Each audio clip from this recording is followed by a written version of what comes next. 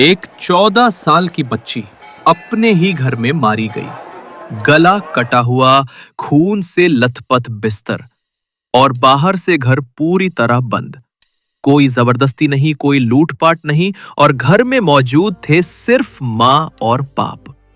ये कहानी है आरुषि तलवार मर्डर केस की और इसी केस पर बनी है फिल्म तलवार, जो हमें दिखाती है कि कैसे एक मासूम की मौत एक पूरे सिस्टम की नाकामी का चेहरा बन गई। घटना 2008 की है, नोएडा। डॉक्टर राजेश और डॉक्टर नुपुर तलवार दोनों जाने माने डेंटिस्ट।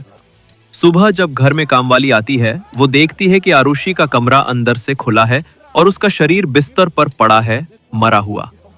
शुरुआत में शक जाता है नौकर हेमराज पर, जो घर में काम करता था और घटना के बाद से गायब था। पुलिस छानबीन शुरू करती है, पर अगले ही दिन घर की छत से हेमराज की भी लाश मिलती है। अब केस में सस्पेंस गहराता है। अगर हेमराज कत्ल का आरोपी था, तो फिर उसकी लाश भी वहीं क्यों मिली? पुलिस की शुरुआती जांच में भारी लापरवाही होती है। मर्डर वेपन नहीं मिलता, फिंगरप्रिंट्स नहीं लिए जाते, ब्लड सैंपल्स खराब कर दिए जाते हैं। मीडिया को मसाला मिल जाता है, खबरें आती हैं आरुषि के किसी लड़के से थे संबंध, माँ बाप ने इज्जत के नाम पर कत्ल किया, ऑनर किलिंग का मामला है। टीवी चैनल्स पर 7/24/7 बहस चलती है, लोगों ने मान लिया माँ बाप ही दोषी हैं। अब केस सीबीआई को सौंपा जाता है। सीबीआई के अफसर अश्विन कुमार इरफान खान का किरदार जांच संभालते हैं और केस को एक नया मोड़ देते हैं। उनकी टीम कहती है कि घर के बाहर के 3 नौकर केशव, विजय और कृष्णा इस हत्या में शामिल हो सकते हैं। उनके खिलाफ सबूत जुटाए जाते हैं, पॉलीग्राफ टेस्ट होते हैं, पर कोर्ट में पुख्ता सबूत नहीं बनते। फिर केस एक दूसरी सीबीआई टीम को दे दिया जाता है, जो पहले वाली जांच को ही गलत ठहराती है। वो फिर से आरोप लगाती है माँ बाप पर। अब सवाल बनता है, जब 2 अलग सीबीआई टीमें हैं और दोनों के नतीजे एक दूसरे से उल्टे हैं, तो सच कौन बोल रहा है?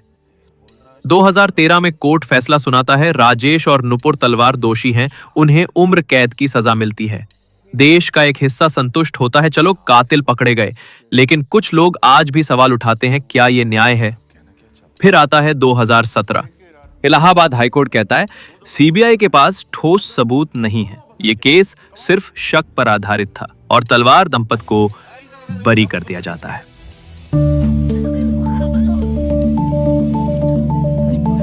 फिल्म तलवार दोनों पक्षों को ईमानदारी से दिखाती है। सीबीआई के झगड़े, पुलिस की नालायकी, मीडिया की सनसनी और एक माँ बाप का टूटता हुआ विश्वास।